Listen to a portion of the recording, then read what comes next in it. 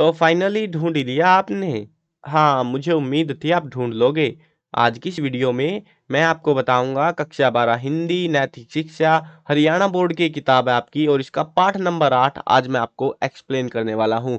पाठ का नाम है अहिंसा के साधक महात्मा बुद्ध। चलो शुरू करते हैं चैप्टर को। बहुत ही खूबसूरत सा चैप्टर है, बहुत ही प्यारी सी और आसान सी कहानी है।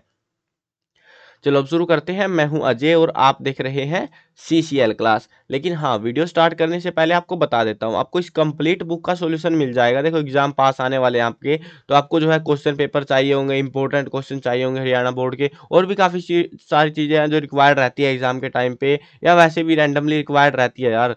तो वो सारा जो सॉल्यूशंस है ना, आपको वेबसाइट के ऊपर लिखा हुआ मिल जाएगा। अगर आपको जो है प्रिपेयर करना हो रिटर्न वाला, तो वो सारे मिलेंगे, इंपॉर्टेंट क्वेश्चन वगैरह बुक्स के आपको मिल जाएंगे।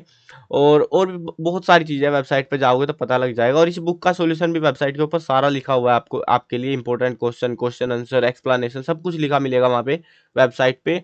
और अगर आपको वीडियो देख के समझना है तो भाई प्लेलिस्ट का लिंक, इस वाली बुक की प्लेलिस्ट का लिंक तो डिस्क्रिप्शन में है, जहाँ से आप इस बुक की सारी वीडियोस देख सकते हो। बाकी जो है प्लेलिस्ट सेक्शन में जाके आप बाकी के सब्जेक्ट की टॉपिक्स की वीडियो भी देख सकते हो।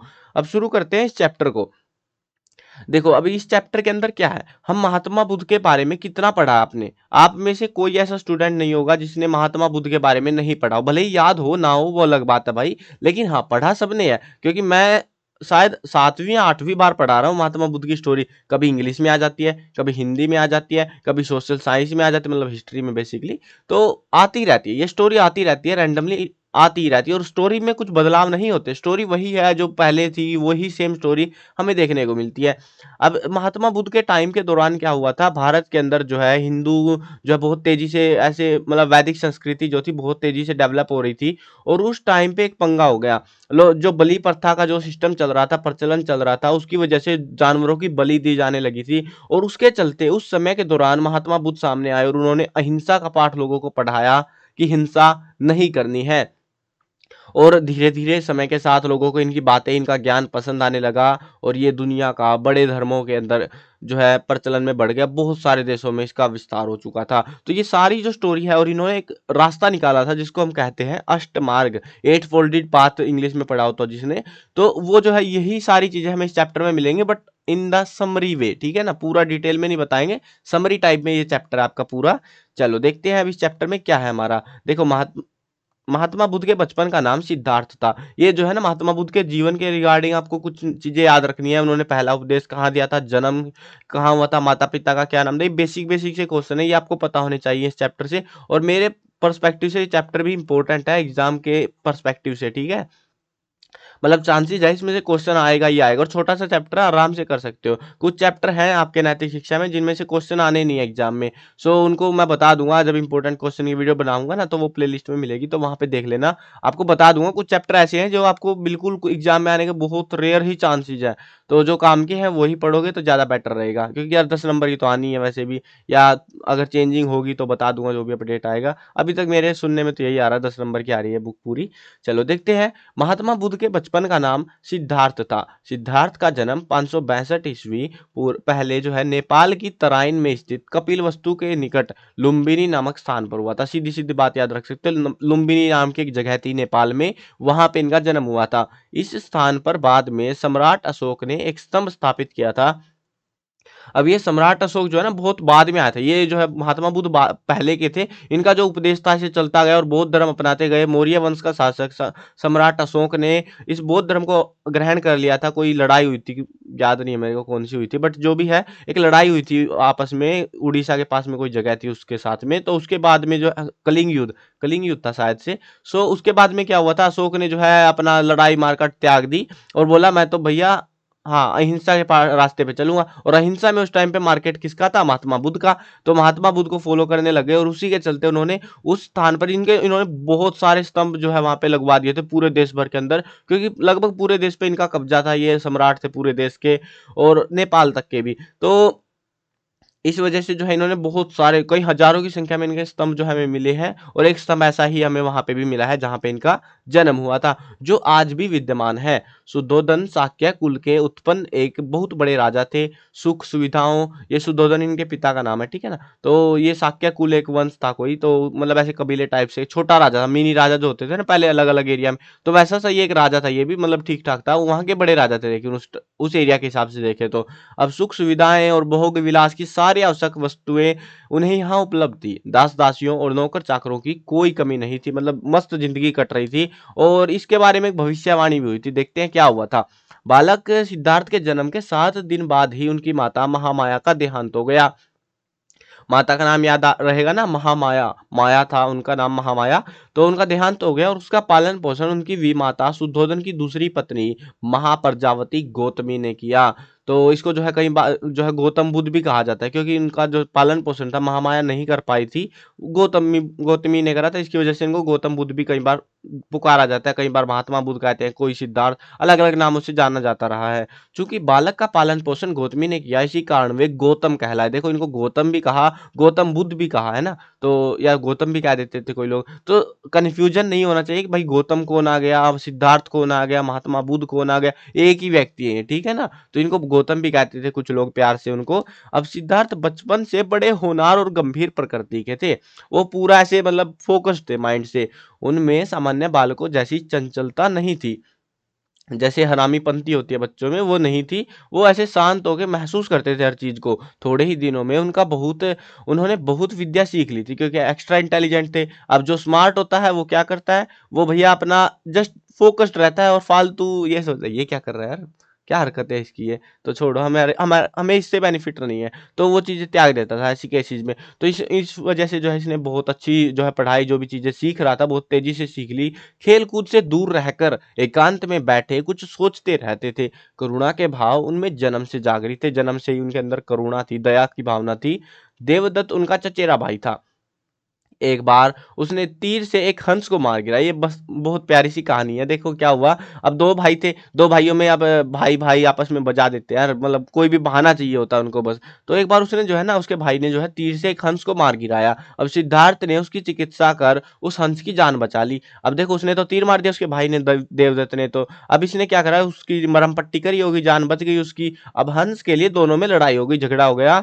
देवदत्त बोला हंस को मैंने तीर से गिराया इसीलिए हंस मेरा है। सिद्धार्थ ने कहा हंस तड़प रहा था, मैंने बचा लिया इसको दवाई पट्टी करके, तो हंस मेरा है, तेरा कैसे हो गया, तू तो मार रहा था इसको।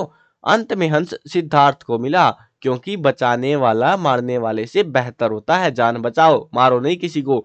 सिद्धार्थ ने हंस की सेवा करी और जब वह स्वस्थ हो गया, पूरी तरीके से ठीक हो गया, तो उसे आजाद कर दिया गया। उड़ जा पंछी, अब वापिस मत आना देवदत्त के हाथों में। अब क्या हुआ, सिद्धार्थ का पालन पोषण राजसी वैभव के साथ हुआ, मतलब राजसी राजाओं के राजपाट वाले तरीके या जो भी चीजें होती है उस तरीके से हुआ था। अब पिता शुद्धोधन ने सुख के सभी साधन उसके लिए जुटा रखे थे, क्योंकि बचपन में क्या हुआ था, बचपन में एक भविष्यवाणी हुई थी कि मतलब एक ऐसे बाबे टाइप के आते थे ना पहले, तो ऐसे ही एक व्यक्ति ने उनकी भविष्यवाणी करी थी कि ये बच्चा, यानी कि सिद्धार्थ को जब पैदा हुआ था उस टाइम पे हुई थी, तो उन्होंने कहा था कि ये बच्चा जो है कुछ अलग करेगा, या तो ये इस यहाँ का मतलब तुम्हारी जो सल्तनत है इसका बहुत बड़ा सम्राट बनेगा, बहुत बड़ी सल्तनत इसके अंदर आएगी, या फिर ये सबसे बड़ा महान जो है ज्ञानी बनेगा उस टाइम का। तो ये दो बातें हुई थी। अब उनको लेके जो है, अब पिता समझ गए भैया ऐसे अगर बाबा वाली लाइन में चले गए तो मेरे राजपाट का क्या होगा, मेरी ऐसे रुतबा का क्या होगा, बर्बाद हो जाएगा सिस्टम सारा। तो उस वजह से जो है इन्होंने सारे साधन इसके लिए सारी सुविधाएं प्रोवाइड कर रखी थी, लेकिन सिद्धार्थ का मन सदैव उचाट रहता था, हमेशा ऐसे मतलब मजा नहीं आ रहा था। अपने पुत्र की यह दशा देखकर राजा शुद्धोधन ने सिद्धार्थ का विवाह शाक्य कुल की कन्या यशोधरा से कर दिया। ये ध्यान रखना, ये नाम ये भी पूछ लेते कई बार कि सिद्धार्थ की पत्नी का क्या नाम था, उनकी पत्नी का नाम था यशोधरा। विवाह हो गया उनका। विवाह के समय सिद्धार्थ बस 16 साल के बच्चे थे, जैसे आप भी नहीं हो, आप भी बड़े हो गए है ना, तो आपसे भी पहले उनका विवाह कर दिया। पर सिद्धार्थ का मन सुखी नहीं था, वो ऐसे खुशी महसूस तब भी नहीं कर रहा था। ये चिंतनशील प्रकृति के थे, एक ना एक उधेड़ बुन उनमें सदा लगी रहती थी, हर समय कुछ ना कुछ सोचते ही रहते थे। एक दिन उन्होंने एक बूढ़े व्यक्ति को देखा। अब ये तो भैया कहानी में सीधे घुसा रहे हैं, ऐसे नहीं देखा था, वो बड़ा मतलब पंगा हुआ था। और एक्चुअली में एक उसका जो है सारथी उसको लेके गया बैल पे, उसने 3-4 दृश्य देखे थे कुछ, शायद 3 दृश्य देखे थे, 3 या 4। तो उन दृश्यों को देखने के बाद वो दृश्य की डिस्क्राइब कर रहे हैं कि रास्ते में वो मतलब कभी भी अपने जीवन काल में महल से बाहर ही नहीं गया था। उसको पहला ऐसा मौका मिला था जब वो महल से बाहर गया था। उसको बाहर की दुनिया देखने का मौका मिला और एक दिन उन्होंने ऐसे केस में उस दिन एक बूढ़े को देखा जो सोच में पड़ गए कि एक दिन मैं भी बूढ़ा हो जाऊँगा, मैं भी मतलब ऐसे एक लाठी लाठी लेके चलता रहूँगा। उसके बाद उसने एक रोगी को देखकर सोचने लगा कि ये शरीर रोगों का घर है, मैं सदा निरोग नहीं रह सकता, मुझे भी बीमारी आएगी। क्योंकि उसको पता नहीं था ये चीज़ें कि बीमारी भी कुछ चीज़ होती है, क्योंकि वो तो भैया महल कैसो-आराम में पल रहा था। उन्होंने एक अर्थी को देखा तो समझ गए कि जीवन सदा नहीं रहने का, एक दिन मुझे भी मरना है। तो यहाँ पे पूर्ण विराम आना था। तो यहाँ पे क्या हुआ, उन्होंने एक मरे हुए व्यक्ति को देखा जो बोलते थे राम नाम सत्य है, ऐसे बोलते हुए जा रहे थे वो। तो उसको समझ आ गया कि यार ज़िंदगी में कुछ नहीं है, मतलब बीमार होना है, बुड्ढा होना है, फिर मर जाना है। तो मतलब क्या है ये ज़िंदगी? ये सब सोचते-सोचते उस उनकी युवावस्था का मद चूर हो गया।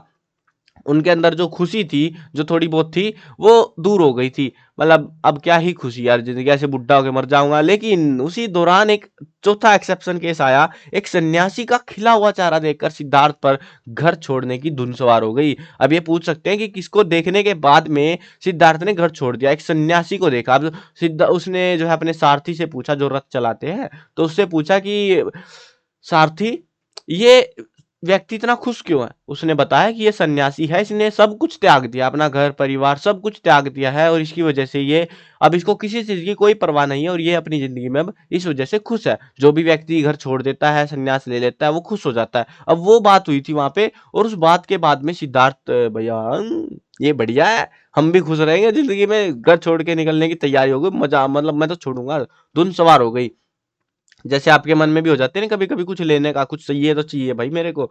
रोग, बुढ़ापे और मरण के दुःख से छुटकारे और शाश्वत शांति की खोज के लिए उन दिनों यही एक राह मानी जाती थी। उस समय माना जाता था। देखो सबसे बड़ा सवाल क्या था उस टाइम पे कि दुःख क्या है? क्यों होता है हमको दुःख? और उसी दुःख से बचने के लिए एक रास्ता होता था, संन्यास का रास्ता और उसी संन्यास के रास्ते को उस समय शाश्वत शांति का रास्ता माना जाता था, यानी कि वहाँ पे शांति मिलती थी बेसिकली। अब उससे उसके अलावा सन्यास के अलावा उस समय माना जाता था कहीं भी सुकून नहीं मिलना तुमको, सन्यास लो सुकून मिल जाएगा।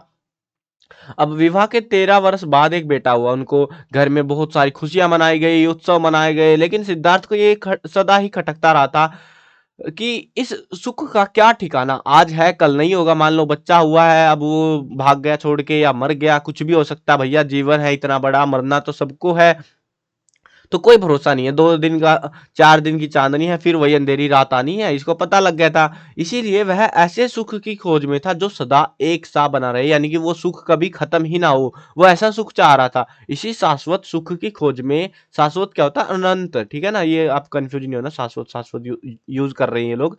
तो शाश्वत सुख होता है अनंत सुख, जो कभी खत्म नहीं होता। जैसे शाश्वत शांति मतलब अनंत शांति, जो कभी खत्म नहीं होगी, तो ऐसी चीज़ है ये। तो इसी शाश्वत सुख की खोज में एक रात वे अपनी पत्नी और बेटे को सोया हुआ छोड़कर महल से निकल लिए। भैया मैं तो जा रहा हूँ, तुम अपना सोते रहो। 6 वर्षों की कठोर तपस्या के बाद सिद्धार्थ की साधना सफल हो गई और सिद्धार्थ बुद्ध बन गए, बुद्ध हो गए। मतलब बुद्ध का मतलब बेसिकली ज्ञान होता है, ज्ञान की प्राप्ति हो गई।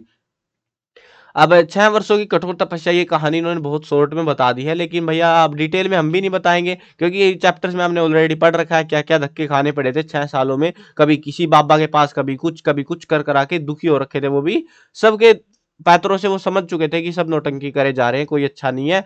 तो फाइनली उनको जब एक टाइम आया जब उनको ज्ञान की प्राप्ति हुई, जहाँ पर उन्हें बोध हुआ था, बोध का मतलब होता है ज्ञान प्राप्त हुआ था, वह जगह आज बोध गया बन गई है, बिहार के अंदर पड़ती है। वो उस नम इस बोध गया नाम से प्रसिद्ध है वो जगह और विश्व की अमूल्य धरोहर के रूप में विख्यात है, क्योंकि भैया इतने महान व्यक्ति का मतलब वहाँ पे जो है उसको वहाँ पे ज्ञान की प्राप्ति हुई थी। जिस पीपल वृक्ष के नीचे, अब ये ध्यान रखना, किस पेड़ के नीचे उनको प्राप्ति हुई थी? पीपल का पेड़ था वो। तो उसके नीचे उन्हें सत्य का ज्ञान हुआ। अब सत्य क्या था? अब वो ज्ञान कौन-सा ढूँढ रहे थे? सिंपल बात तो ये भी है ना। तो ज्ञान चाहिए था उनको कि सुख क्या है? सुख का कारण क्या है? मतलब सुख नहीं, दुःख दुःख ढूँढ रहे थे। सुखी कोई नहीं था। दुःख क्या है? दुःख का कारण क्या है? और हम दुःख से कैचे कैसे बच सकते हैं? तो यही सारे सवाल तो होते हैं और यही सारे सवालों के चक्कर में इन्हीं सवालों का जवाब उसको मिल चुका था इस पीपल के पेड़ के नीचे बैठे-बैठे। वह बोधि वृक्ष के नाम से प्रसिद्ध आज भी बोध गया में स्थित है। बोधि वृक्ष कहते हैं उसको, आज भी फेमस है, आज भी है वो पेड़। बोध मिलने पर बुद्ध के मन में विवाद छिड़ गया। जो बोध मिला है वह उसे अपने तक सीमित रखे या संसार को समझाए, क्योंकि उसको पता लग गया दुख क्यों है, बचे कैसे, क्या करे उस दुख का। लेकिन अब वो सोच रहा है कि मैं खुद ही सुखी हो जाऊं या पूरी दुनिया को सुखी करूं, या फिर मैं बताऊंगा कौन समझेगा, सब मेरा मजाक उड़ाएंगे, क्या होगा भैया ऐसे तो। पर धीरे धीरे संशय हट गया। सोचा, संसार में 1/3 लोग ऐसे हैं जो ज्ञान से लाभ उठा सकते हैं, परंतु प्रचार के बिना अज्ञानी ही रह जाएंगे। अगर मैं बताऊंगा नहीं तो उनको कैसे पता लगेगा कि तुम्हें दुख से कैसे बाहर निकलना है। फिर सवाल उठा कि पहले किसको बताया जाए, किस मुर्गे को फांसा जाए पहले। तो सिद्धार्थ काशी के पास ऋषि पतन मृगदाव पहुंचे, जिसे आजकल सारनाथ के नाम से जानते हैं। सारनाथ में पहला उपदेश दिया था ना उन्होंने।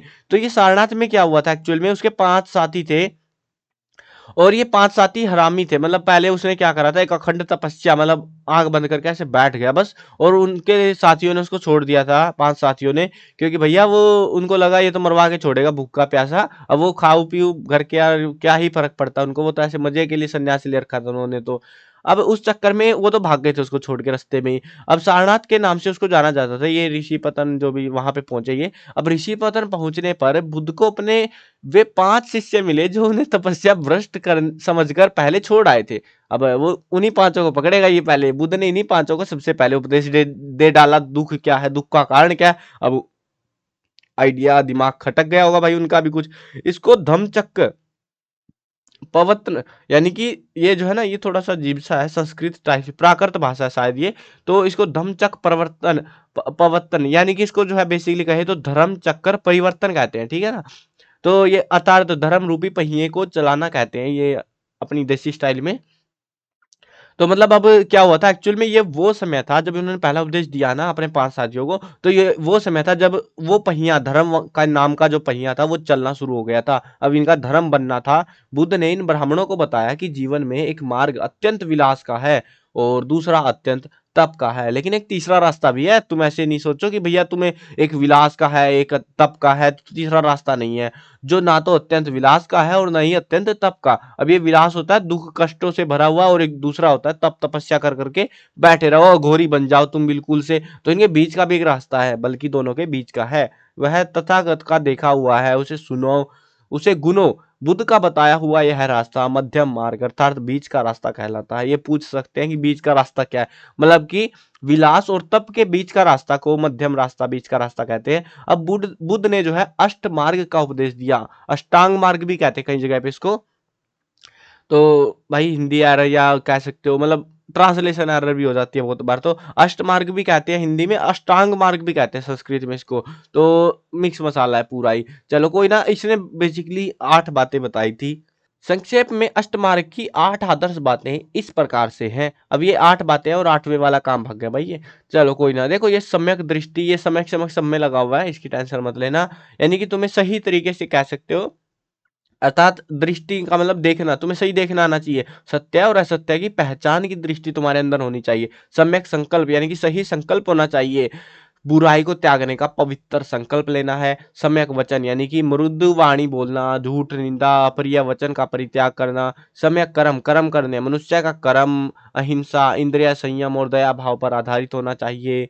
सम्यक आजीविका यानी कि जीवन यापन के लिए उचित और पवित्र साधनों का उपयोग करना चाहिए। अब यहाँ पे पवित्र साधनों का एक मतलब ये भी है कि जो ये हम रास्ते अपना रहे हैं ना, जो अपना जीवन चलाने के लिए, उसमें किसी की दूसरे की हत्या नहीं करो, दूसरे को परेशान नहीं करो, अपना काम करते रहो चुपचाप के। तो अब सम्यक प्रयत्न, तो अर्थात शारीरिक और मानसिक इच्छाओं को त्यागने का प्रयत्न करना है।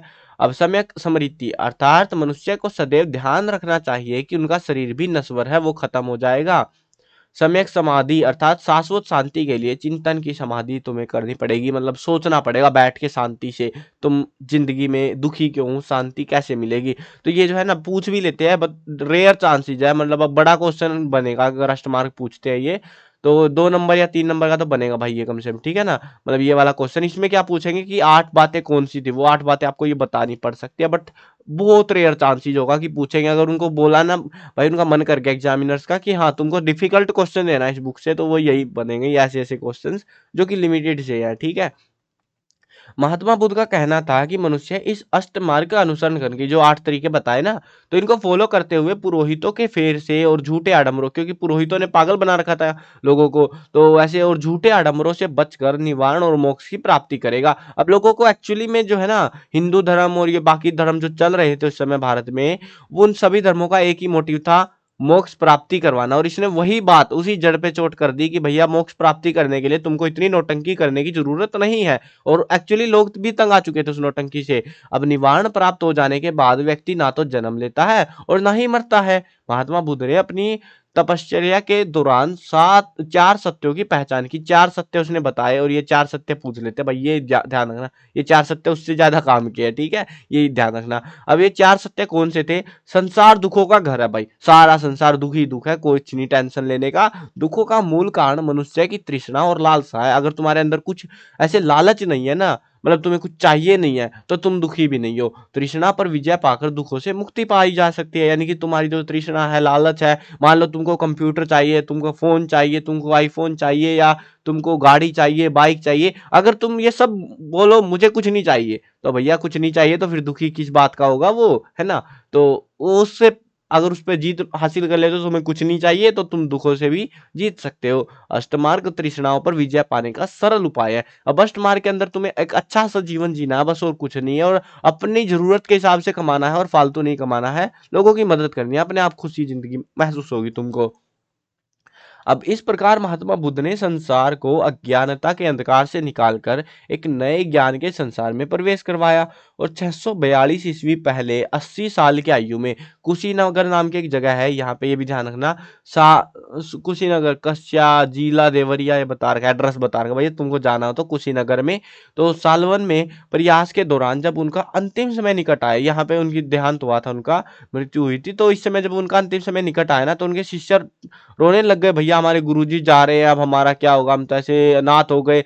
तब बुद्ध ने अपने प्रिय शिष्य आनंद को पास बुलाकर उपदेश दिया। अब ये पूछ भी सकते हैं, चांसेस है, वैसे तो अभ्यास वाले में है शायद ये क्वेश्चन, कि आनंद को जो है, मतलब उसने अपने शिष्य को क्या बताया मृत्यु के दौरान में। तो अपने प्यारे शिष्य आनंद को बुलाता है और कहता है, आनंद मत रो, निराश न हो बेटा, जो जन्मा है उसका अंत भी जरूर होगा। मैं भी जन्मा हूं, मेरा भी अंत है। यह मत सोचो कि मेरे बाद तुम्हारा कोई गुरु नहीं होगा। मैंने जो उपदेश दिए हैं वे ही तुम्हारे गुरु होंगे। इस प्रकार अपने शिष्यों को रोते बिलखते छोड़कर उन्हें इस नश्वर संसार से सदा सदा के लिए उन्होंने विदा ले ली और निवारण की प्राप्ति कर ली, यानी कि वो आजाद हो चुके थे अब इस संसार से। बुद्ध ने क्या क्या किया देखो, बुद्ध ने ना तो मंदिर बनाए, ये कोमा लगा देते हैं, ना ही स्मारक, उन्होंने ना कोई देश जीता, ना कोई साम्राज्य ही स्थापित किया। उन्होंने लोगों के दिलों को जीतने की कोशिश की थी, इसीलिए आज भी उनकी ज्योति संसार में जगमगा रही है। आज अनेकों देश में बौद्ध धर्म फैला हुआ है, और इस विषय में कुछ निम्नलिखित पंक्तियां पठनीय है, जिनको हम यहाँ पे पढ़ के सुना देंगे, लेकिन थोड़ा सा और बता देता हूँ एड ऑन। ये जो बौद्ध धर्म था ना, देखो स्टार्टिंग हुई थी नेपाल से। नेपाल में स्टार्टिंग नहीं हुई, नेपाल में वो जन्म हुआ था, बस वो भारत में आए, बिहार में, और वहां पे जाके उनको ज्ञान मिल गया। ज्ञान मिलने के बाद में वो चले गए, ठीक है भैया, ऐसे ज्ञान देते देते पूरे देश भर में भटके। लेकिन उनके देहांत के बाद जो है, कुछ राजाओं ने बौद्ध धर्म की बातें जो सुनी पढ़ी, तो उससे वो इंप्रेस हो गए और उन्होंने बौद्ध धर्म को ज्यादा पसंद आ गया। अब कुछ मौर्य वंश के सम्राट थे, कुछ और भी सम्राट थे, तो उन्होंने क्या करा, उनका साम्राज्य बहुत बड़ा था, मतलब पूरे भारत में उनका राज था, पैसे की कोई कमी नहीं थी, और बाहरी जो देश थे उनके ऊपर भी वो कब्जे कर चुके थे। तो उसकी वजह से बाहर के लोगों को पता चला बुद्ध की जो शिक्षाएं थी, और वो लोग भी इंप्रेस हो गए। और धीरे धीरे ये जो बौद्ध धर्म था, भारत से चाइना, फिर इंडोनेशिया, फिर जो है मतलब और भी बहुत सारे जो है अरब देशों की तरफ में ऐसे फैलता चला गया। बहुत बड़े, मतलब एक कह लो कि तुम आधी दुनिया थी ना, आधी दुनिया पे इसका राज हो रहा था, बुद्ध धर्म का। और फिर बाद में जहां से स्टार्ट हुआ, भारत से गायब हो गया भाई। अब उसका कारण क्या था, क्योंकि हिंदू धर्म के जो जो लोग थे, ब्राह्मण लोग थे, अब उनको कोई खाने पीने को मिल नहीं रहा था, तो उसकी वजह से उन्होंने टेक्निक लगाई और गायब हो गया था वो, ठीक है। तो इस तरीके से ये पूरा मैम जो है सिस्टम चला था बुद्ध धर्म का। और आज भी जो है चीन के अंदर तो इनको जो है काफी प्रचलित है, आज भी ये इंडोनेशिया में भी काफी प्रचलित है बौद्ध धर्म। तो ये सीन है, ठीक है। तो ये था आपका इस चैप्टर के अंदर। अब हाँ, ये थोड़ी लाइनें थी, ये भी पढ़ देता हूँ। भारत गगन में उस समय फिर एक वह झंडा उड़ा, जिसके तले आनंद से आधा जगत आकर जुड़ा। वह बौद्ध कालिक सभ्यता है, विश्व भर में छा रही, अब भी जिसे अवलोकने को भूमि खोदी जा रही। वाह भैया, क्या लाइनें लिख रखी है, मजा आ गया पढ़ के। देखो इसमें क्या कह रखा है, भारत गगन में उस समय फिर वह एक झंडा उड़ा, वो झंडा उड़ गया, किसका झंडा? भारत को कोई नहीं जानता था उस समय, मतलब नॉर्मल चल रही थी सबकी जिंदगी, लेकिन महात्मा बुद्ध का जो ज्ञान था वो दुनिया में फैला बेसिकली भारत की वजह से। भारत में जो मतलब भारत की वजह से क्या, भारत से फैला, जिसके तले आनंद से आधा जगत आकर जुड़ा, आधी दुनिया जुड़ चुकी थी। वह बौद्धकालिक सभ्यता है विश्व भर में छा रही। ये जो बौद्धकालिक सभ्यता, बुद्ध के काल की जो सभ्यता थी ना, मतलब बुद्ध ने जो ज्ञान दिया बेसिकली, वो पूरे दुनिया में छाता चला गया। अब भी जिसे अवलोकने को भूमि खोदी जा रही, जिसको तलाश करने को अवलोकने होता है, खोज करने के लिए। तो क्योंकि सब कुछ तो हमें जमीन के अंदर से मिलता है, हड़प्पा मोहनजोदड़ो पता नहीं क्या क्या खोद खोद के निकाल लिया हमने। आधा इतिहास खोद के ही निकाला भाई, मतलब आधा क्या, सारा ही खोद के निकाला ऑलमोस्ट हमने। तो वही बात है कि ये जो अवलोकने को ये भूमि खोदी जा रही है, महात्मा बुद्ध तो प्राचीन थे ना, तो उनको उनकी तलाश में आज भी जमीन खोदी जा रही है। मतलब उनकी क्या, कहीं भी ऐसे रैंडमली खोद लेते, कुछ भी मिल जाता है उनको तो यार।